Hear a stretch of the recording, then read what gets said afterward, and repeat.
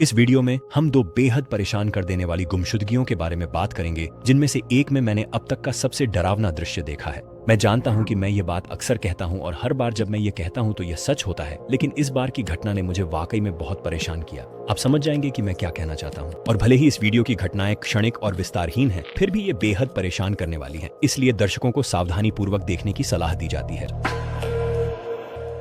Angela, जिसे एंजी houseman के नाम से भी जाना जाता है, का जन्म सेंट लुइस, मिसौरी में 18 फरवरी 1984 को हुआ था।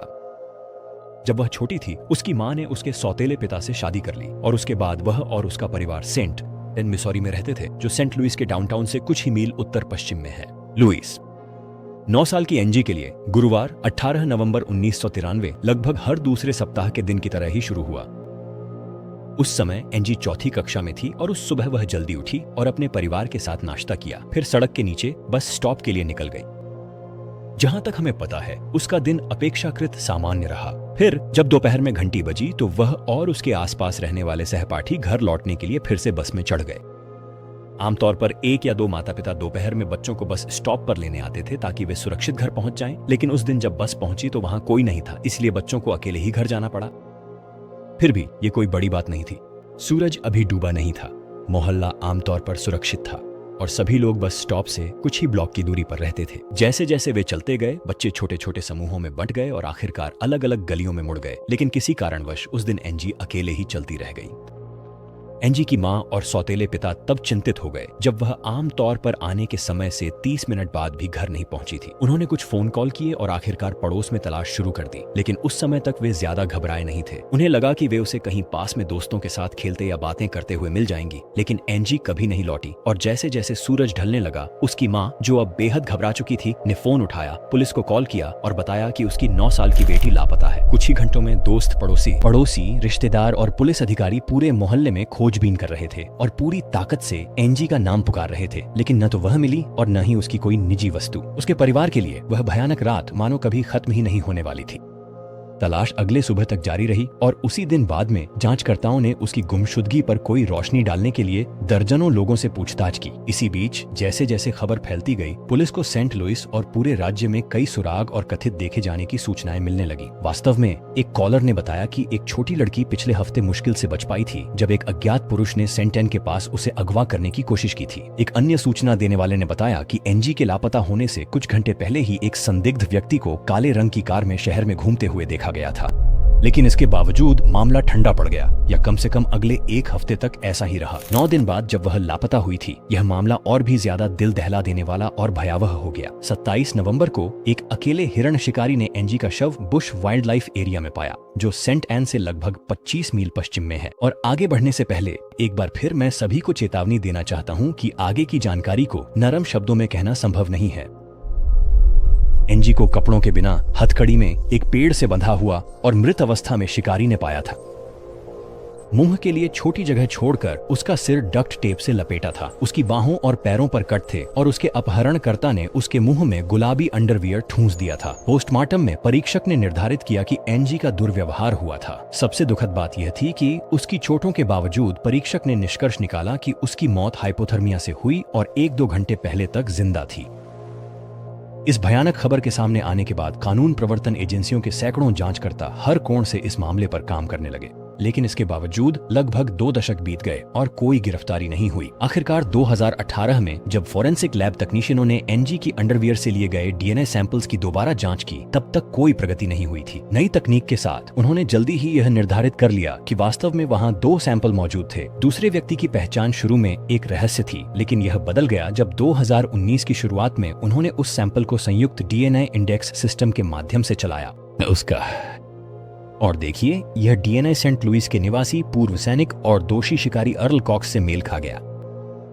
अर्ल कॉक्स का जन्म और पालन पोषण सेंट लुइस में हुआ था, लेकिन 1974 में एयरफोर्स में भर्ती होने के बाद उन्होंने लगभग 1 दशक जर्मनी में बिताया। हम उनके सेवा रिकॉर्ड के बारे में ज्यादा नहीं जानते, सिवाय इसके कि उन्हें 1982 में जर्मनी में तैनाती के दौरान नाबालिग पीड़ितों के खिलाफ कई अपराध करने के लिए अपमानजनक रूप से बर्खास्त कर दिया गया था। इन अपराधों के लिए उन पर कोर्ट मार्शल किया गया और कुख्यात फेडरल करेक्शनल इंस्टीट्यूशन लेवेनवर्थ, कंसास में 8 साल की सजा सुनाई गई। हैरानी की बात यह है कि अर्ल को अपनी सजा का केवल 1/3 हिस्सा काटने के बाद 1985 में पैरोल पर रिहा कर दिया गया।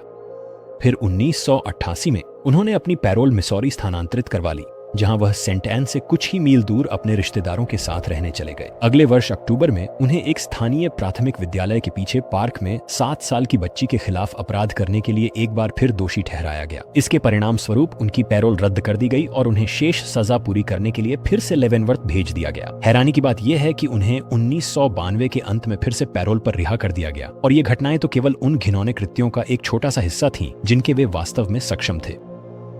इसके बाद अर्ल पर अपहरण, अप्राकृतिक कृत्य और प्रथम श्रेणी हत्या का आरोप लगाया गया, लेकिन उस समय वह वास्तव में पहले से ही नॉर्थ कैरोलिना में हाल ही में बाल अश्लीलता के दोष में सजा काट रहा था। और हैरानी की बात यह है कि किसी तरह वह वास्तव में जेल में नहीं था। इसके बजाय वह एक राज्य संचालित चिकित्सा सुविधा में था, जहां वह जाहिर तौर पर शिकारी पुनर्वास से गुजर रहा था। इसके बाद नए आरोप लगने के तुरंत बाद अर्ल को मिसौरी प्रत्यर्पित कर दिया गया और 2020 की गर्मियों में उसने कई आरोपों में दोषी होने की बात कबूल कर ली। तब तक उसे स्ट्रोक भी आ चुका था और उसकी तबीयत भी खराब थी, और उसकी उम्र और अपील प्रक्रिया में लगने वाले समय को देखते हुए अभियोजकों ने मौत की सजा की मांग न करने पर सहमति जताई। इस समझौते के तहत अर्ल ने अपील का अपना अधिकार छोड़ दिया और बिना पैरोल के अपनी बाकी जिंदगी जेल में बिताने के लिए सहमत हो गया। उसने यह भी सहमति दी कि वह जांचकर्ताओं और अभियोजकों को पूरी कहानी बिना किसी भी छोटे से छोटे विवरण को छोड़े बताएगा। अर्ल के अनुसार शुरू में एंजी का अपहरण योजनाबद्ध नहीं था। इसके बजाय उसने कहा कि यह एक अवसर का अपराध था जो उस दोपहर उसकी कार में खराबी आने पर हुआ जिस दिन एंजी गायब हुई थी। उसका दावा था कि वह सेंट एन में रुक गया ताकि देख सके कि समस्या क्या है। फिर जब वह कार का बोनट खोलकर झांक रहा था, उसने दावा किया कि उसने ऊपर देखा उसी समय जब एंजी उसके स्कूल के साथी बस से उतर रहे थे। कुछ ही पलों बाद उसने कहा कि वह कार के पास आई और उससे पूछा कि क्या समस्या है। जब दबाव डाला गया तो अर्ल ने स्वीकार किया कि कहानी का यह हिस्सा सच नहीं था।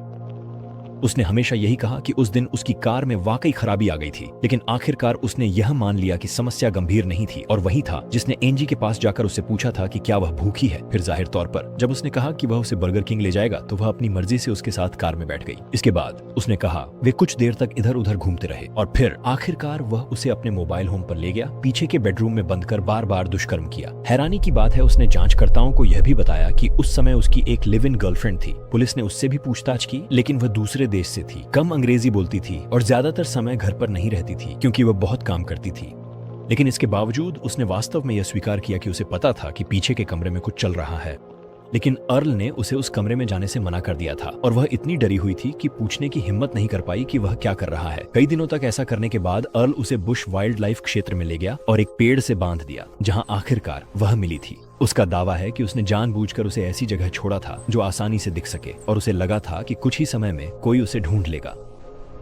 जांचकर्ताओं को पता था कि यह सब बकवास है। अगर वह चाहता कि उसे कोई ढूंढ ले तो वह सेंट एन के आसपास या अंदर छोड़ सकता था। ऐसी जगह छोड़ सकता था जहां कोई मोटर चालक या पैदल यात्री उसे 1-2 घंटे में ढूंढ लेता। ज्यादा संभावित स्थिति थी कि उसे पता था कि वह जंगल में मर गई थी। 67 वर्षीय अर्ल का निधन मिसौरी डेल्टा मेडिकल सेंटर में सुबह 9:14 बजे हुआ। सोमवार 2 दिसंबर 2024 को 1945 में फिलाडेल्फिया उस समय के अधिकांश अमेरिकी शहरों की तरह था। द्वितीय विश्व युद्ध ने तेज औद्योगिक विकास लाया था क्योंकि सैनिक घर लौट आए थे और परिवार दुनिया के नए सामान्य हालातों के साथ सामंजस्य बिठा रहे थे।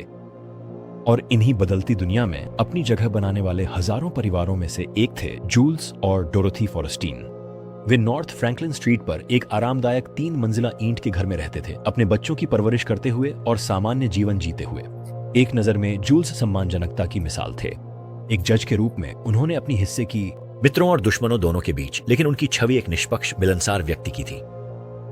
हालांकि 5 साल पहले 1940 में जूल्स, जो उस समय एक क्लर्क थे, अपनी 2 बेटियों मार्सी और मिर्ना की मां से शादी कर चुके थे, लेकिन दुर्भाग्यवश उनकी पहली पत्नी मार्सी के जन्म के दौरान चल बसी। यह जितना कठिन था उतना ही 1 साल बाद जूल्स को फिर से प्यार मिला जब उनकी मुलाकात 32 वर्षीय डोरोथी कूपर से हुई। वह एक प्रमुख डाउनटाउन स्टोर में ब्यूटी फ्लोर की सुपरवाइजर थी और डोरोथी तुरंत ही जूल्स को आकर्षक लगी। तो 1943 में उन्होंने शादी कर ली और उसी साल जूल्स क्लर्क से जज बन गए, जो कि उनके पिछले पद की तुलना में जीवन शैली में एक बड़ा बदलाव था। इसी बीच डोरोथी एक स्नेही सौतेली मां बन गईं और 1944 में उनके बेटे एडवर्ड के जन्म के साथ उनका परिवार और भी बड़ा हो गया। सभी के अनुसार फॉरेस्टीन परिवार एक खुशहाल परिवार था। मार्सी और मिर्ना अपनी सौतेली मां को बहुत पसंद करती थीं और डोरोथी उन्हें भरपूर स्नेह देती थीं। अगले साल 1945 में डोरोथी ने जनवरी की एक दोपहर अपने रोजमर्रा के काम निपटाए, खरीदारी की और दोस्तों से बातें की, जो वह अक्सर किया करती थी। फिलाडेल्फिया की सड़कों पर सर्दी के बावजूद अब भी भीड़ थी और जैसे ही सूरज ढलने लगा डोरोथी ने घर लौटने का फैसला किया। कहा जाता है कि एक पड़ोसी ने बाद में उसे रात 9 बजे के बाद कभी घर में प्रवेश करते हुए देखा था। कुछ घंटे बाद जूल्स घर पहुंचे और घर में अंधेरा था, जो कि बहुत असामान्य था। अगर डोरोथी को घर पर अकेले रहना होता तो वह हमेशा एक बत्ती जलाकर रखती थी। इसके बाद जूल्स ने खुद को अंदर जाने दिया और अपनी पत्नी को पुकारा। हमेशा की तरह प्यार भरा जवाब मिलने की उम्मीद की, लेकिन कोई जवाब नहीं आया। फिर उन्होंने एक लाइट स्विच की ओर हाथ बढ़ाया और उसे ऑन किया। फिर लिविंग रूम की ओर देखा। सब कुछ वैसा ही था जैसा होना चाहिए, लेकिन डोरोथी का कोई निशान नहीं था। फिर उसने सीढ़ियों के नीचे वाली अलमारी से एक हल्की सी आवाज सुनी। जूल्स आगे बढ़े, कोट और स्कार्फ हटाए और पहले तो उन्हें कुछ भी असामान्य नहीं दिखा, लेकिन फिर फर्श पर कुछ हल्का सा हिला। तभी उन्हें एहसास हुआ कि वह डोरोथी थी। वह फर्श पर गिरी हुई थी। उसका चेहरा खून से सना था और उसकी आंखें सूजकर बंद हो गई थीं। उसका चेहरा छोटों और कटों से भरा हुआ था और उसके सुनहरे बाल खून से सने हुए थे। जब उसने उसे पाया तब तक उसे लगभग मार ही डाला गया था।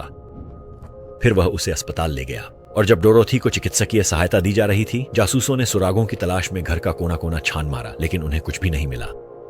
कोई जबरन घुसपैठ का निशान नहीं था, नहीं किसी भी दराज को नहीं खोला गया था और न ही कोई पैसा या कीमती सामान गायब था। जो भी फिंगरप्रिंट मिले वे सभी परिवार के किसी न किसी सदस्य से जुड़े हुए थे। तो हमलावर, चाहे वह कोई भी हो, केवल एक ही मकसद से आया था और वह था डोरोथी को बेरहमी से चोट पहुंचाना। और इसके परिणाम स्वरूप डोरोथी की चोटें बहुत गंभीर थीं।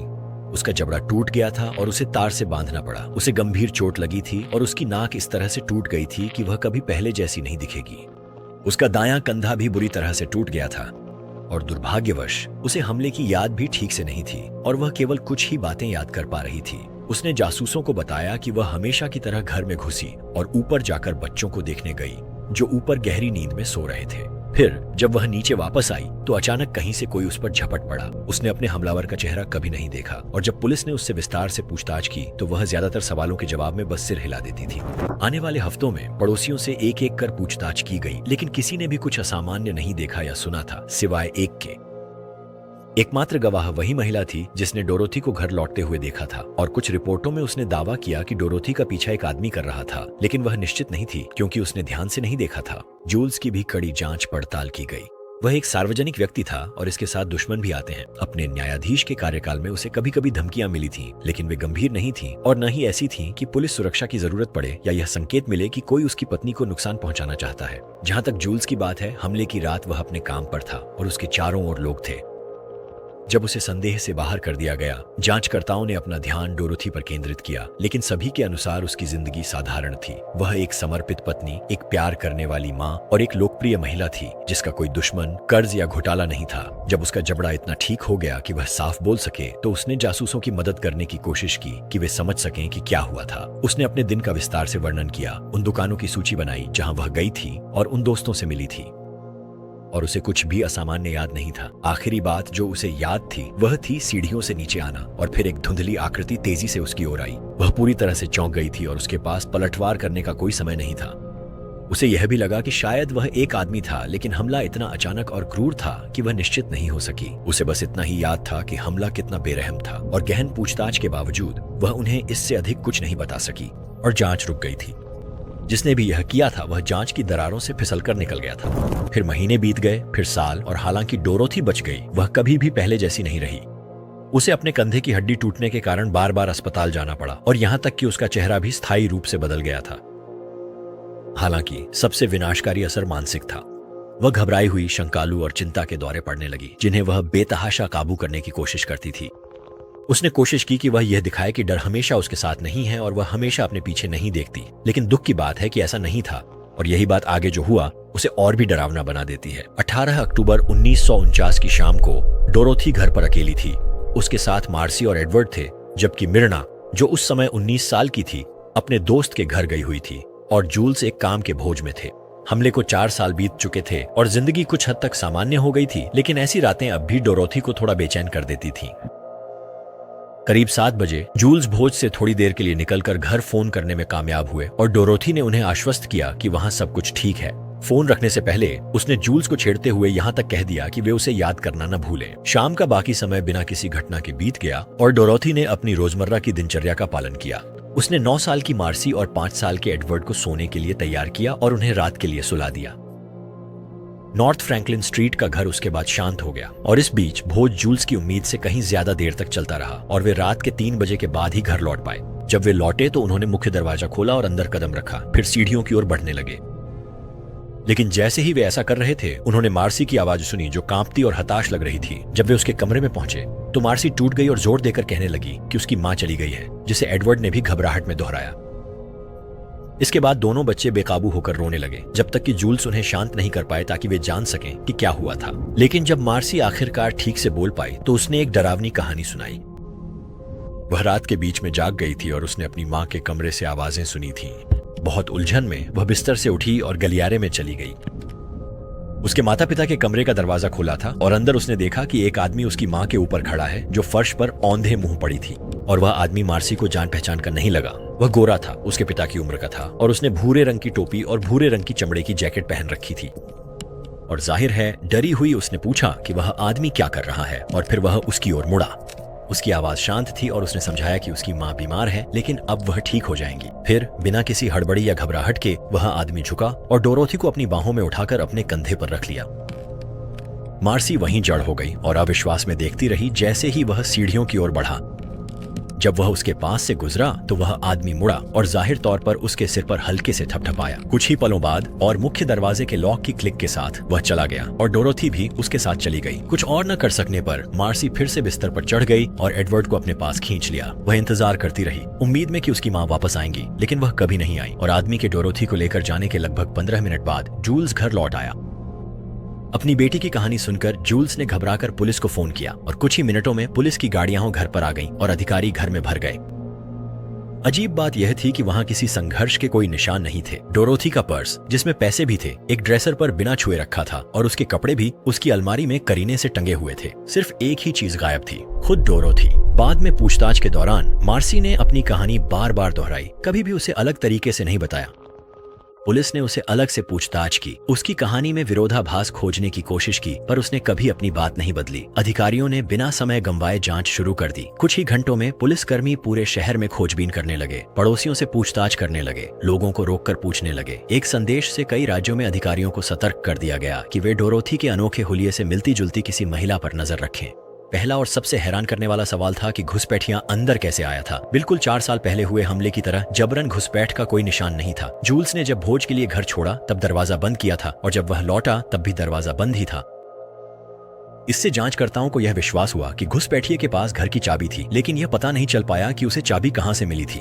इतना ही नहीं, उसने दरवाजे के हैंडल या ताले पर कोई उंगलियों के निशान भी नहीं छोड़े थे। बाद में मार्सी से पूछताछ पर पुलिस को यह भी पता चला कि उसकी मां को जब घर से ले जाया गया तब भी वह अपनी लाल रात की पोशाक पहने थी। वहां कोई कुर्सी उलटी नहीं थी, बिस्तर भी बस हल्का अस्त व्यस्त था और ऐसा कोई संकेत नहीं था कि डोरोथी को घसीटा गया हो। यहाँ तक कि अगर किसी ने उन्हें बंदूक की नोक पर बाहर निकाला भी होता तो पुलिस का मानना है कि उन्हें घबराहट के संकेत जरूर मिलते।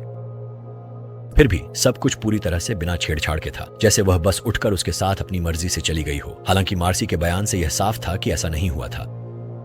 इसके बावजूद जांचकर्ताओं ने आंशिक रूप से यह मानकर काम किया कि शायद मार्सी गलत थी। इसके बाद जांचकर्ताओं ने खोज को क्षेत्रीय अस्पतालों और कई राज्यों के निजी संस्थानों तक बढ़ा दिया, लेकिन कुछ भी पता नहीं चला। पहले हमले के बाद से डोरोथी की घबराई हुई स्थिति को देखते हुए जांचकर्ताओं ने इस संभावना पर भी विचार किया कि शायद उसे मानसिक आघात हुआ हो और वह कहीं भटक गई हो या किसी और नाम से कहीं भर्ती हो गई हो। हालांकि उसके जैसी कोई भी मरीज इलाके के किसी भी अस्पताल में भर्ती नहीं हुई थी। पुलिस बार बार मार्सी की कहानी पर लौटती रही, लेकिन घटनास्थल पर सबूतों की कमी को देखते हुए उन्हें यह सब कुछ असंभव सा लगता था। शुरुआत में जासूसों ने यह संभावना भी मानी कि शायद उसने जो देखा था उसे गलत समझ लिया हो या फिर किसी बुरे सपने को हकीकत समझ बैठी हो। इसलिए पक्का करने के लिए उन्होंने मार्सी को बाल विशेषज्ञों के पास भेजा, जिन्होंने उससे विस्तार से बातचीत की। उन साक्षात्कारों में जब उसने कई बार अपनी कहानी एक जैसी दोहराई तो उसे अपनी बातों में पूरी तरह विश्वसनीय माना गया।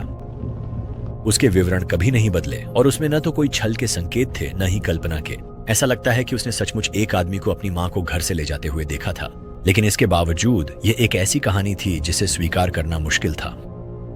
जैसा कि उसने घटनाओं को बताया और जो सबूत थे या नहीं थे, सब कुछ असंभव सा लग रहा था। और दुखद रूप से समय बीतने के साथ उसकी तलाश 11 अलग अलग राज्यों में की गई, लेकिन कभी कुछ भी हाथ नहीं लगा। जैसा कि अक्सर होता है, जब कोई ठोस चीज नहीं मिलती तो अफवाहें फैलती हैं और तरह तरह के सिद्धांत सामने आते हैं। सबसे ज्यादा चलने वाली अफवाहों में से एक यह थी कि डोरोथी जिंदा है और किसी संस्था में छुपा दी गई है और उसके परिवार और पुलिस दोनों को यह पता है, लेकिन वे इसे बताने से इनकार कर रहे हैं। हालांकि इस निष्कर्ष का समर्थन करने के लिए कुछ भी नहीं था और जूल्स ने इन दावों को सिरे से खारिज कर दिया। कुछ लोगों ने यह भी अटकलें लगाईं कि उसे जूल्स से बदला लेने के लिए उठा लिया गया था। शायद 1945 में हुआ हमला पहली चेतावनी थी और 4 साल बाद कोई वापस आकर अपना काम पूरा करने आया।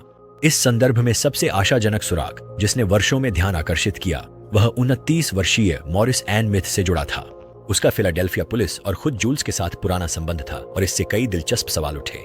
मॉरिस जाहिर तौर पर उस बड़ी भीड़ का हिस्सा था जो उस समय विरोध में इकट्ठा हुई थी जब राष्ट्रपति पद के उम्मीदवार थॉमस ई ड्यूई आए थे। सितंबर 1944 में एक भाषण के लिए मॉरिस फिलाडेल्फिया गए थे। 2 पुलिस अधिकारियों को मॉरिस का व्यवहार संदिग्ध लगा, इसीलिए उन्होंने उसे गिरफ्तार कर लिया।